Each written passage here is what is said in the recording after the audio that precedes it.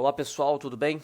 Aqui quem fala é o professor Murilo Romero e vamos dar continuidade, à nossa disciplina de materiais de construção mecânica 1 aqui para as aulas práticas. Hoje a aula 8, ensaio de flexão, A última aula nossa foi a aula 6, ensaio de compressão. Vamos considerar que a aula 7 foi a aula para tirar dúvidas, uma aula síncrona, e hoje a gente começa a falar um pouco de flexão. Vão ser duas aulas de flexão, tá pessoal? Aula 8 e aula 9, Conforme eu vou mostrar para vocês, eu fiz uma modificação na nossa programação, Eu passei essa aula 8 que estava lá para frente, para cá, para dar continuidade com a aula de flexão teórica que vocês tiveram antes da primeira prova. Então aqui só relembrar um pouco, Faz quase 2 semanas que vocês viram flexão. E aqui a gente vai ver alguns aspectos de flexão, alguns vocês vão revisitar, como obter a tensão, a gente vai aprender como obter o módulo elástico pelo ensaio de flexão. E na próxima aula, a gente vai aprender um pouco como obter a curva tensão, deformação, a gente vai trabalhar com alguns dados na planilha do Excel, vamos focar em 2 normas específicas para polímeros e vidros, ok? E depois a gente entra em ensaio de torção. Então a parte teórica e a parte prática vão ficar um pouco defasadas, porque vocês vão ter torção logo nessa sexta-feira, e na aula que vem vai ser flexão de novo, e aí vocês vão ter impacto, e aí sim vocês vão ter torção. Mas aí vocês vão ter essas técnicas para determinar o módulo de Young, que meio que se encaixa nessa aula de hoje, que a gente vai determinar o módulo de Young por flexão, e aí a gente tem ensaio de impacto, e aí a gente fica novamente pareado com a parte teórica. E aí nessa sequência, fluência e também fluência, Tenacidade a fratura, fadiga, Tem uma aula de ensaios não destrutivos, mas aí a gente para por aqui para tirar dúvida para a prova e para o exame. Ok, pessoal? Então vamos começar, tá? Olha aqui o nosso ensaio de flexão aqui. No caso, quantos pontos a gente está usando aqui, A gente tem 2 ensaios bem comuns, 3 pontos e 4 pontos. Aqui, um ponto aqui e outros 2 suportes aqui. Então é um ensaio de 3 pontos, ok? Olha só, quais são os objetivos da aula de hoje, pessoal? Conhecer o equipamento de ensaio mecânico universal. Então a máquina universal de ensaios vocês já conhecem, é a mesma máquina que a gente utilizou para fazer o ensaio de tração e o ensaio de compressão. Conhecer a técnica de realização de ensaios de flexão em 3 e 4 pontos, segundo procedimentos padronizados em diversos materiais. Tudo bem? Então ter uma noção de como é feito esse ensaio. Compreender a influência principalmente da seção transversal e do tipo de ensaio de flexão. Então se a gente muda a seção transversal do corpo de prova, pode ser circular, pode ser retangular, pode ser no formato de I, pode ser no formato de H. Isso vai mudar algumas propriedades do material, tá? Então é importante a gente se atentar a isso. Bem como o ensaio, se a gente muda de 3 para 4 pontos, muda algumas propriedades. Não é que o material vai ser mais ou menos rígido, mas ele vai se comportar diferente frente a solicitações diferentes de cada ensaio. E determinar as tensões presentes no corpo de prova de ensaio de flexão. Tudo bem? Bem como o módulo, que entra bem na parte do relatório de vocês.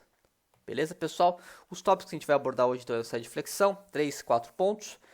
Vamos falar um pouco sobre as propriedades obtidas, sobre alguns conceitos fundamentais de flexão, como a gente calcula a tensão, como a gente calcula a flecha, como a gente calcula o módulo de elasticidade, sobre o equipamento, sobre o procedimento experimental, alguns vídeos, e aí vocês têm o relatório e a aula síncrona para complementar essa videoaula.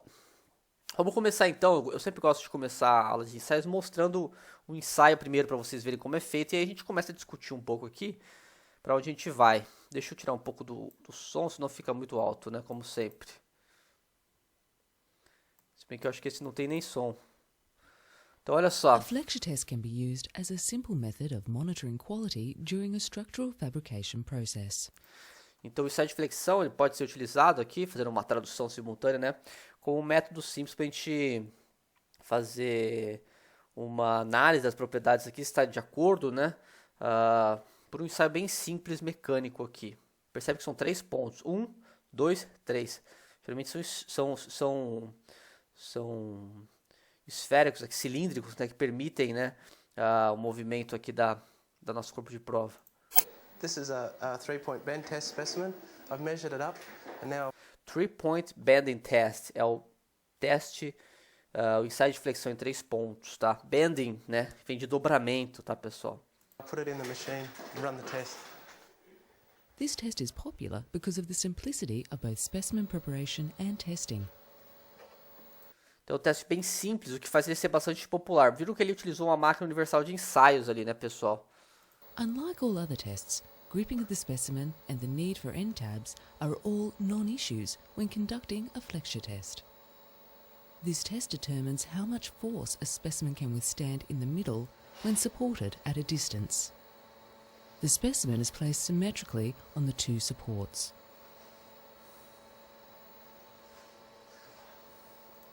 Então percebe o que ele falou aqui, pessoal? Deixa eu tentar voltar certinho. Ele fala que a amostra ela é alocada simetricamente entre os 2 suportes aqui.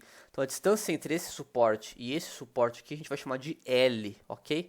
E ela vai estar simetricamente, né? Essa distância tem que ser a mesma dessa aqui, ok? On the 2 supports.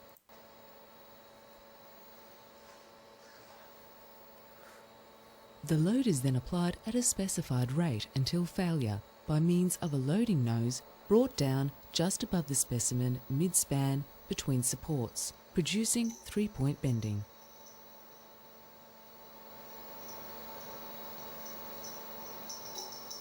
The deflection, strains Percebe que aqui vai começar a falhar, pessoal. Por quê? Porque aqui embaixo a gente vai ter uma zona de esforços trativos e aqui em cima uma zona de esforços compressivos, né? Então, aonde a trinca vai se propagar? Quando a gente tiver uma tensão de tração, porque a tensão de tração ela abre a trinca, ao passo que a tensão de compressão ela fecha a trinca. Então, a trinca ela vai tender a nuclear, geralmente nessa face inferior, né, em contato aqui bem na região central, e vai se propagar para cima para gerar fratura. and failure mode are recorded during loading until failure of the specimen. The flexural modulus is determined from the measured parameters. Então ele determinou aqui o módulo de flexão, né? Tá vendo? Mas tá em megapascal aqui. Então isso aqui é um material compósito, tá, pessoal? A gente vai usar isso no nosso relatório. Não o material compósito, né? Mas o módulo de flexão. Mas percebe que aqui vai dar 7,5 gigapascal, né? Então material composto à base de polímero. Tudo bem? Então esse ensaio aqui a gente viu bem rapidamente o ensaio de flexão, né? Que pode ser conhecido como flexural test ou bending test. Vocês podem encontrar na terminologia em inglês, ok? Então, o ensaio de flexão ele vai consistir na aplicação dessa carga crescente em um determinado ponto da barra, que vai ter uma geometria padronizada, né? A qual pode estar biapoiada, que nem a gente viu, em 2 pontos, né? No ensaio de 3 e 4 pontos, ela sempre vai estar biapoiada. O que vai mudar vai ser os apoios de cima que vão estar aplicando a carga. Ou ela vai estar engastada em uma das extremidades, que é um tipo de ensaio que a gente não vai abordar aqui na aula de hoje. E aí o que a gente mede? A gente vai medir a carga, utilizando a célula de carga, e a deformação máxima, ou a flecha, que seria o deslocamento dos pontos, né? Na região de aplicação de carga, né? Então, o deslocamento dos pontos nessa região devido à flexão. Tudo bem? Então, pessoal, nesse ensaio, basicamente a gente tem 3 tipos. O de 3 pontos, o de 4 pontos e o método engastado, que é o que está representado aqui. Eu vou apenas citar ele para vocês, mas a gente não vai entrar em muito detalhe aqui. Mas esse método consiste da gente engastar uma extremidade do corpo de prova e aplicar carga nessa extremidade aqui, na extremidade oposta. Então a gente tem nosso corpo de prova de comprimento L, aplica uma carga P, o que vai acontecer? Vai acontecer a flexão, né? Vai acontecer a flecha aqui, a deformação, né? Desses pontos aqui.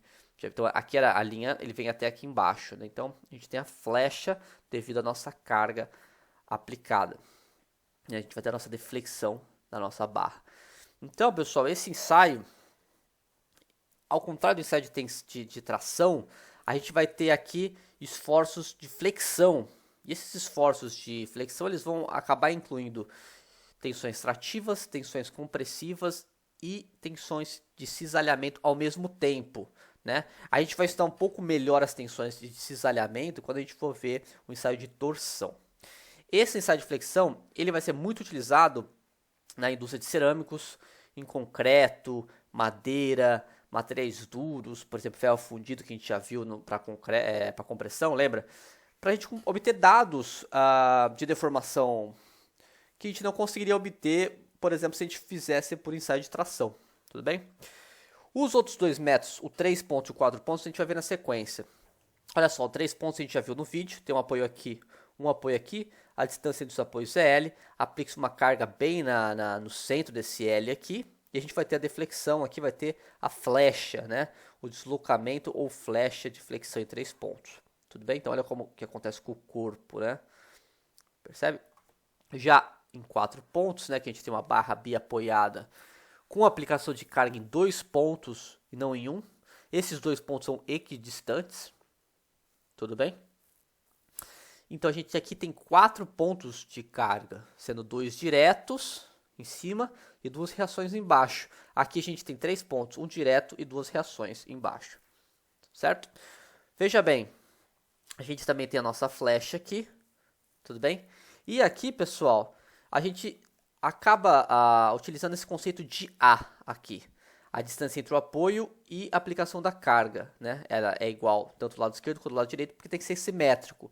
Nesse caso, ele acaba dizendo que A é igual a L sobre 6, mas isso pode variar, tá? Dependendo da norma que estiver sendo usada, pode ser L sobre 3. Para fins da nossa aula e de elaboração de equações, a gente vai deixar em função de A. E aí, dependendo de como for estabelecido no problema, a gente modifica para o valor de L que a gente estiver utilizando, ok? O ensaio de flexão, como eu falei, ele pode ser utilizado para diversos tipos de materiais, até materiais dúteis, tá? Mas ele é mais recomendado para materiais frágeis, porque a gente tem dificuldade de obter propriedades por tração para esses materiais, ao contrário dos materiais dúteis, tudo bem? Principalmente cerâmicos, né? É difícil da gente obter propriedades de tração para materiais cerâmicos de deformação plástica e resistência mecânica. Então as cerâmicas, vidros, polímeros rígidos, madeiras são os que a gente mais utiliza para esse ensaio. Vidros e polímeros são os que a gente vai abordar na próxima aula, tá? Na aula 9, que também vai ser um pouco de flexão, né? Por que esses materiais, pessoal? Eles têm baixa dutilidade, né? Então eles têm essa dificuldade de a gente obter essas propriedades por ensaio de tração. Já os materiais dúteis, o corpo de prova aqui, ele não vai fraturar geralmente, né? Ele vai se deformar bastante, né? Até a gente obter as propriedades que a gente precisa. Geralmente o que a gente consegue obter aqui vai ser o modo de elasticidade, né? Se a gente não tiver como fazer um ensaio de tração, essa é uma opção para a gente obter o módulo de elasticidade desses materiais, né? A gente, por meio de uma barrinha de material metálico, se a gente tem um sisteminha de 3 ou 4 pontos, a gente consegue obter esse módulo, né? E esse vai ser até o tema do relatório de vocês. Conforme a gente vai abordando na aula, eu vou explicando um pouquinho melhor como a gente obtém esse módulo de elasticidade. Mas antes vamos ver aqui as principais propriedades que a gente obtém do ensaio de flexão, né? Essas propriedades, elas não podem fugir muito das propriedades que a gente já conhece, né? Então elas são bem similares às propriedades que a gente observou no ensaio de tração e no ensaio de compressão. Elas são similares, mas elas apresentam valores diferentes aqui, tudo bem? Diferentes daqueles obtidos por tração e compressão. Então não é muito aceito a gente comparar a resistência à compressão com a resistência à flexão, né? Mas é bom, é um indicativo que a gente tem. Então, pelo ensaio de flexão, a gente consegue importantes informações sobre o comportamento mecânico dos materiais, né? E os principais resultados que a gente tem são o modo de ruptura e flexão, que a gente chama de MOR, né? Mas geralmente a gente representa com esse sigma FU, modo de ruptura e flexão, que seria a máxima tensão até a ruptura, ou a resistência à flexão, vamos dizer assim.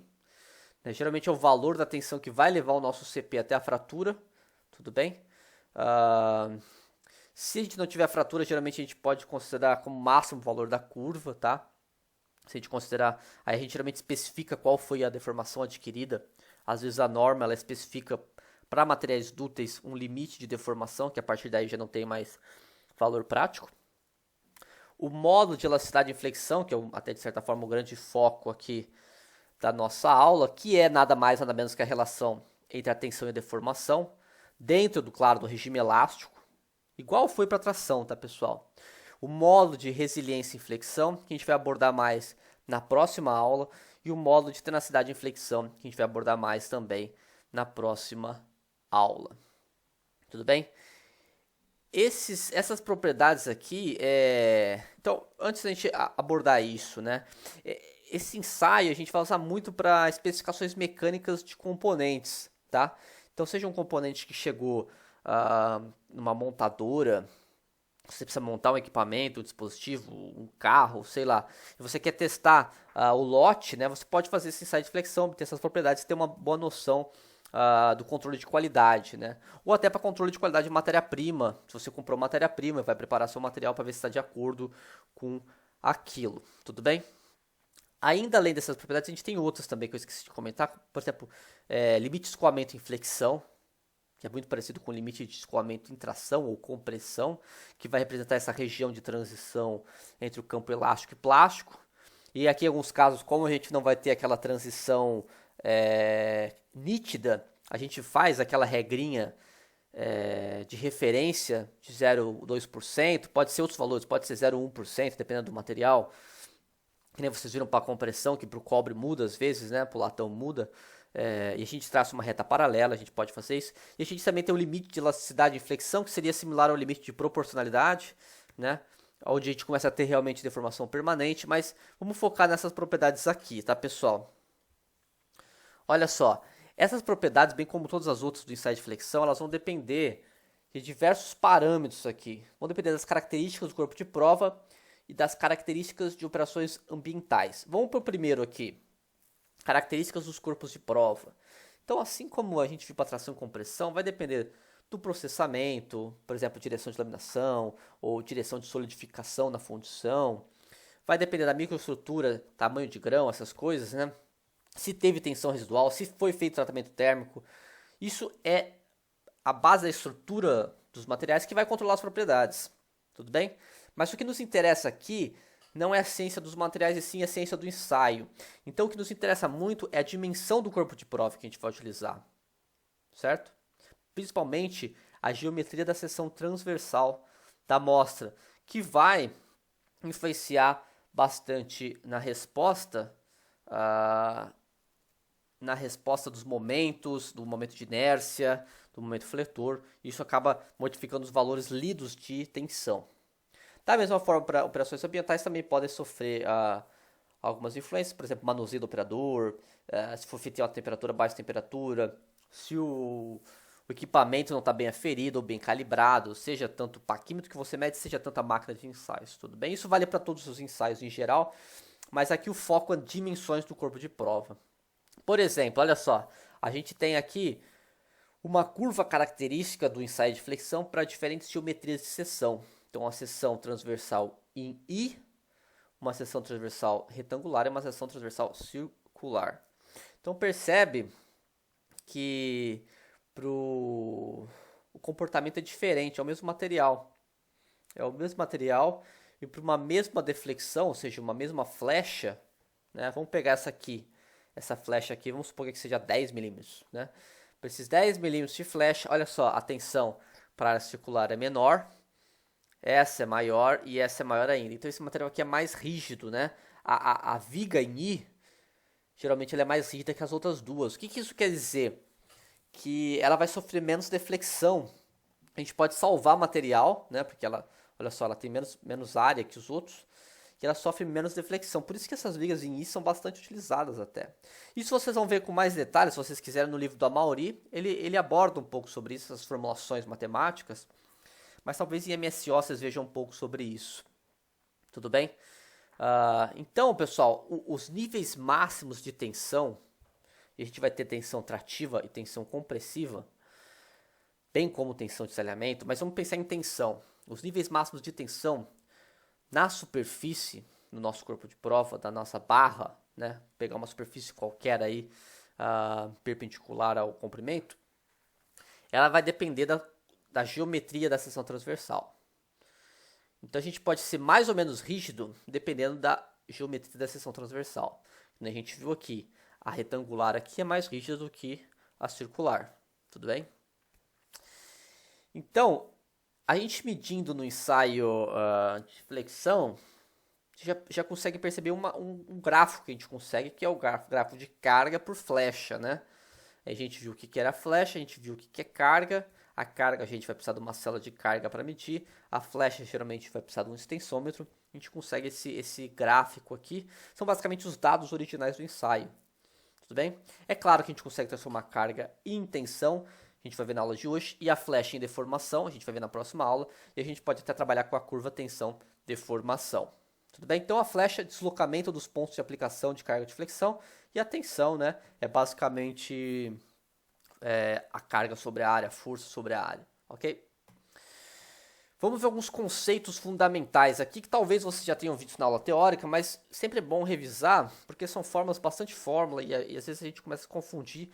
O importante não é decorar as fórmulas, tá, pessoal? É sim saber qual a diferença entre elas, onde buscar.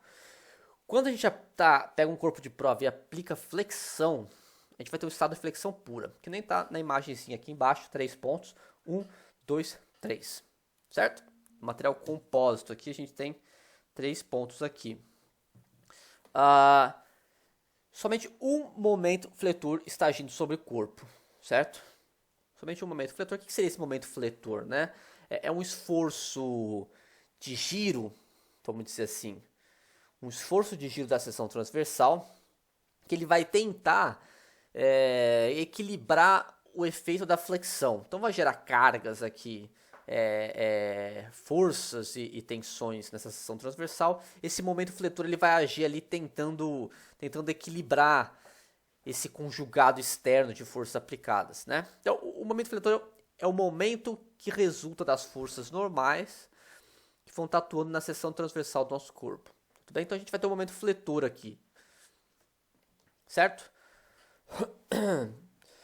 As tensões resultantes são compressão e tração. Tensões agora, né, e não momento, que tem intensidades iguais, mas em sentido oposto, formando um binário de momento. Então, olha só, a gente tem compressão e tração, mesma intensidade, só que sentido oposto. O que quer dizer isso? Eu já falei para vocês, aqui em cima é compressão e aqui embaixo é tração. Então, até a metade do corpo de prova vai estar submetido a esforço de compressão e para metade para baixo, na linha neutra que a gente vai chamar aqui, esforço de tração. Então, durante a flexão, pessoal, a gente vai observar que em função da ação do momento fletor, as seções elas vão tender a girar de tal forma que as fibras superiores vão estar sofrendo esforços compressivos e as fibras inferiores esforços trativos. São superiores compressivos e inferiores trativos. Tudo bem? Olha aqui essa imagem, interessante. Né? É até interessante. Pegou uma seção transversal qualquer aqui. Na verdade, vamos supor que a gente pegou bem a do ponto de aplicação, bem essa seção transversal aqui. Mas poderia ser qualquer outra. A gente tem uma linha Z passando aqui, uma linha Y, né, demarcando essa seção transversal. A gente tem, claro, forças sendo aplicadas aqui, representado por esse DNDS, que é uma infinitesimal de área, uma infinitesimal de força. Mas olha só, em algum ponto entre as regiões de tração e compressão, quais são as regiões de tração e compressão? Então, para baixo, tração. Percebe como a intensidade aumenta, né? E aumenta linearmente também para compressão, de forma proporcional. Tudo bem? Em algum ponto, então, tração embaixo, compressão em cima. Em algum ponto, supondo que esteja aplicando a força bem aqui, né? O ponto de aplicação externa. Então, em algum ponto entre as regiões de tração e compressão, existirá uma superfície em que as fibras não sofrem nenhuma variação de comprimento. Uma superfície em que as fibras não sofrem nenhuma variação de comprimento. Né? Uma superfície longitudinal aqui. Né? Devido a esforços nulos nessa superfície. Onde a gente tem esforço nulo? Bem aqui nesse ponto onde a tensão de compressão é zero e a tensão de tração é zero. Onde uma começa a aumentar e a outra diminuir. Uma some e a outra diminui. Né? Onde tem inversão de tensões. A gente chama ela de superfície neutra. Né? Ela seria uma superfície que pegaria essa linha aqui. Seria uma área longitudinal que cortaria bem nesse eixo Z aqui. uma seção longitudinal que a gente não está vendo. A intersecção dessa superfície com qualquer seção transversal, como por exemplo essa aqui, vai gerar uma linha, que é essa linha aqui, a linha neutra da seção. Tudo bem? A tensão sigma de compressão ou tração em qualquer fibra, em qualquer região localizada nessa seção transversal que a gente está vendo, ela vai ser proporcional à sua distância y aqui da linha neutra, tanto y para cima quanto para baixo. Então ela vai ser 10 aqui, 20, 30, 40, aumentando, né? 80, e aqui é a mesma coisa, 10, 20, 30, 40, 80, né?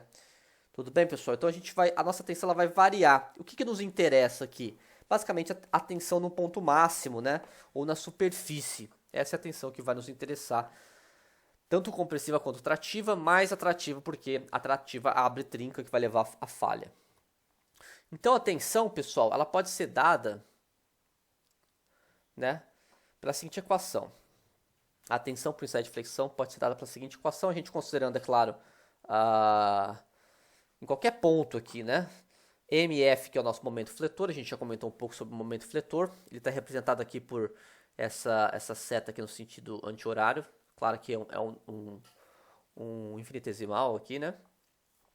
Y é a distância entre a linha neutra, que é essa linha aqui do eixo Z, e a seção do corpo considerada, perpendicular ao plano de M, certo? Então, no caso, a gente vai sempre considerar a linha máxima, né? Que seria o Y barra, que a gente vai chamar, que é a distância da superfície até a linha neutra.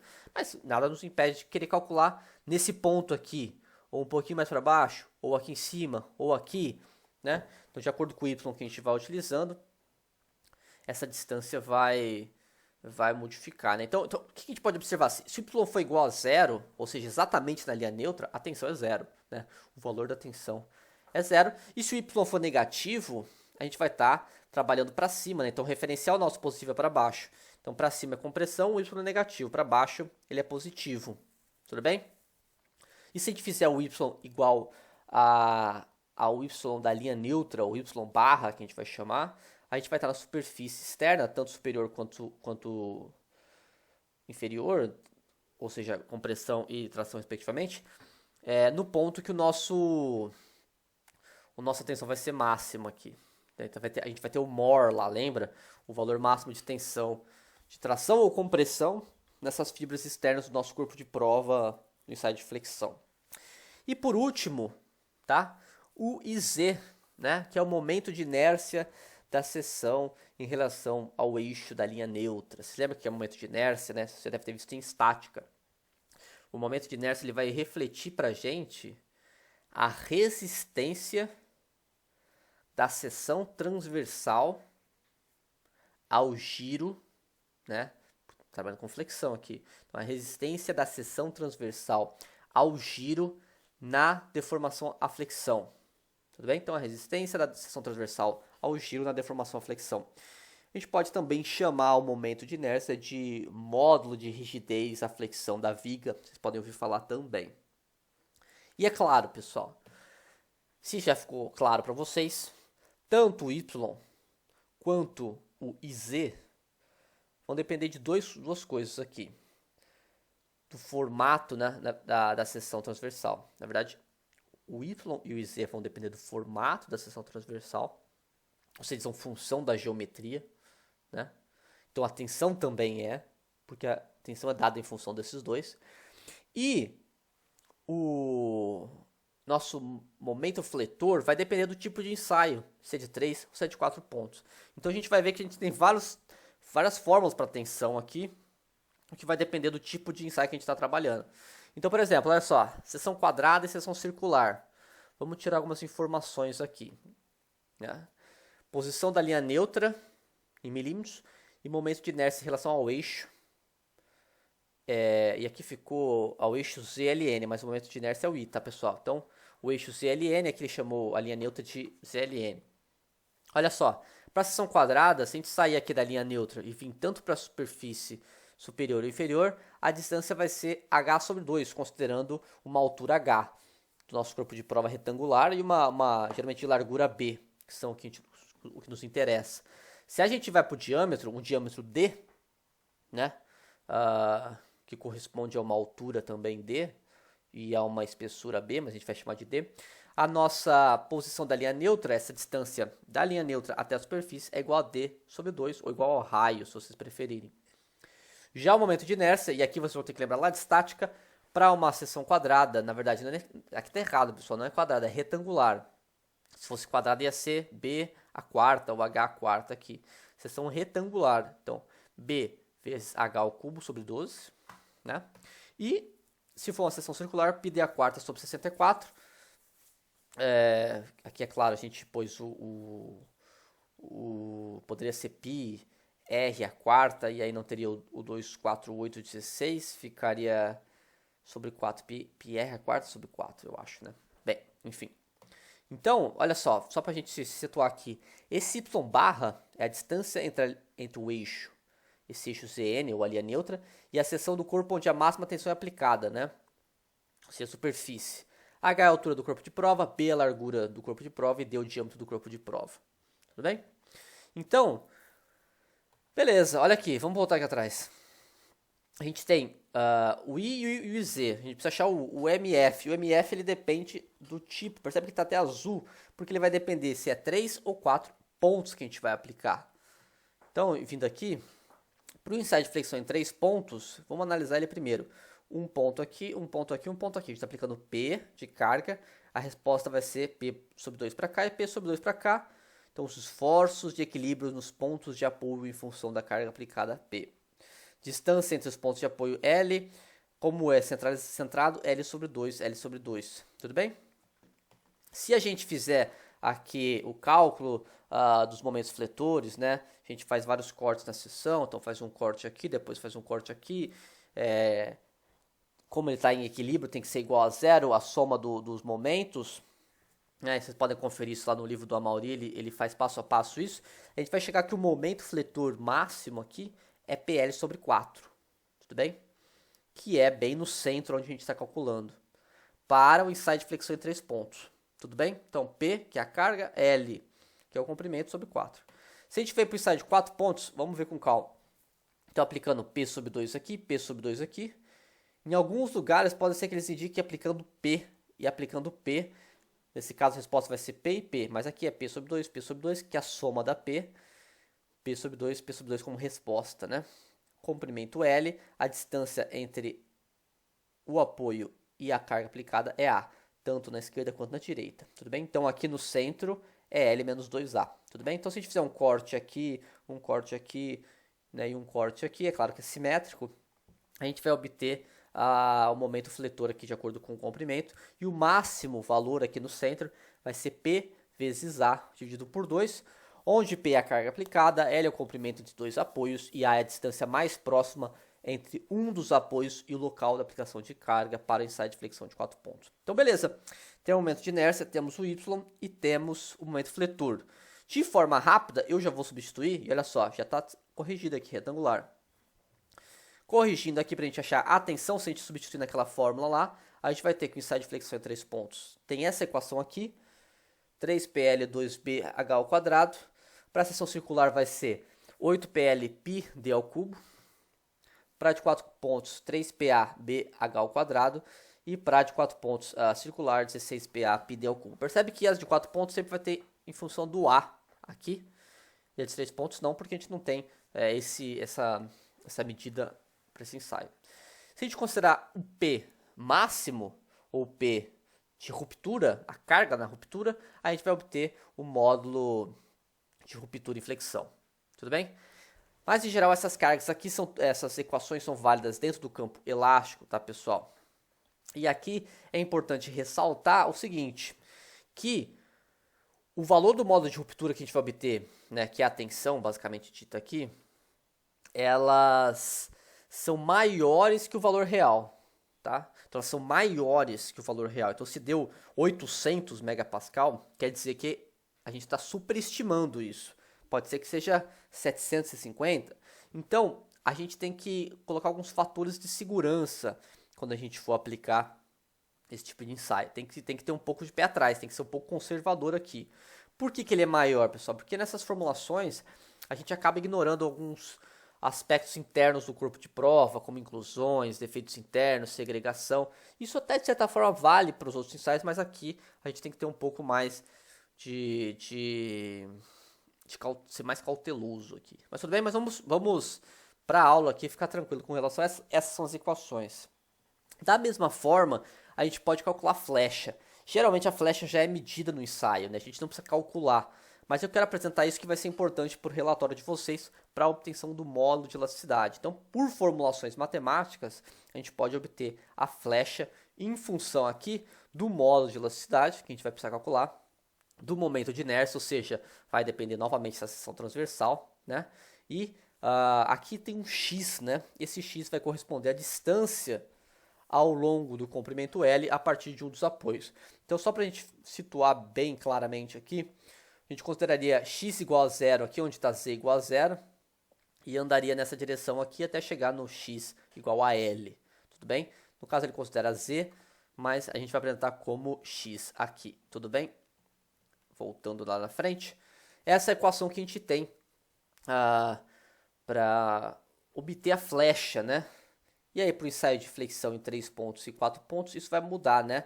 O ponto onde ocorre o máximo de deslocamento na barra por um ensaio de flexão em 3 pontos, vai ser exatamente no x igual a L sobre 2, bem ali onde está sendo aplicada a carga. E se a gente substituir na fórmula, vocês podem até fazer isso em casa depois, o valor da nossa flecha vai ser PL ao cubo 48 EIZ. E aqui novamente a gente tem que substituir o momento de inércia da seção, se for circular, se for retangular, se for quadrada, se for em I. Aqui a gente está focando só na circular e quadrada, circular e retangular, mas poderia ser em triangular, por exemplo. E no ensaio de flexão em 4 pontos, o máximo de deslocamento vai ser para x igual a A. Então a gente substitui na equação e vai chegar nesse valor aqui, tá? Também em função do módulo do momento de inércia, tá? Tudo bem? Vale ressaltar aqui que quanto maior for o comprimento útil do nosso corpo de prova, pessoal, então alguns ensaios em vídeos posteriores vocês vão ver corpos de prova bem grandes, mais fácil vai ser medir essa deformação, tudo bem? Isso possibilita que a gente consiga fazer esses ensaios em materiais frágeis, tá? Que geralmente eles sofrem muitas influências aí de trincas e defeitos superficiais. Tudo bem?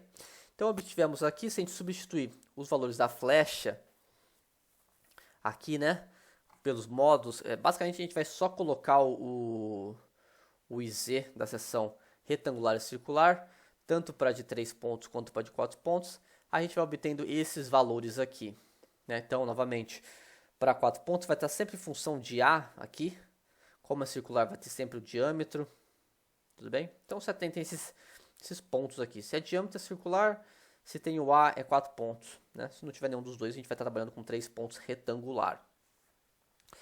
Tudo bem, pessoal? Então, o alongamento da amostra, ele ocorre aonde?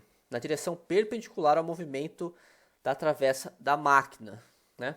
Então, a gente consegue obter, geralmente, esses valores de flecha por um extensômetro ou até pelo movimento do travessão. Às vezes, a gente não precisa calcular, né? Que nem a gente está apresentando as equações aqui, mas por formulações matemáticas, a gente pode calcular também, sabendo a carga que está sendo aplicada. Tudo bem? E, como vocês percebem, todas as equações apresentam são em função do módulo de elasticidade. Então a gente consegue, a partir do valor da flecha obtido, obter um módulo de elasticidade que vai entrar bem no nosso relatório. Ok? Olha só uma curva aqui de tensão flecha. Eu já tinha apresentado uma lá atrás para vocês, né? Então curvas, porque são várias curvas aqui, tá? Tensão flecha para 4 amostras de aço ferramenta com diferentes durezas, né? Então tem uma amostra aqui com dureza maior, menor, tá em HV, né, ou ROC ou C. Aqui o corpo de prova das amostras é o mesmo, tá, pessoal? Só para não percebe que o comportamento ele tende a ser um pouco similar. E a gente pode até extrapolar essa curva para tensão deformação, mas isso a gente vai deixar para a próxima aula, tá, pessoal? Vamos focar aqui no tensão versus flecha hoje.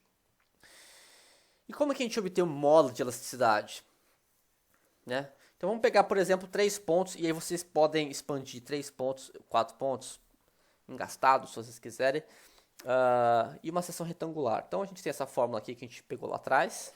Então percebe que não tem nem o diâmetro, nem o A, porque a gente está com 3 pontos e retangular. Olha aqui, ó, relatório, né? Se a gente isolar o P, ou seja, passa esse 4EBH ao cubo para cá, e o L dividindo, a gente chega nessa equação aqui. Tudo bem? Olha só, vamos chamar tudo que está aqui, nesse canto direito, de alfa, né?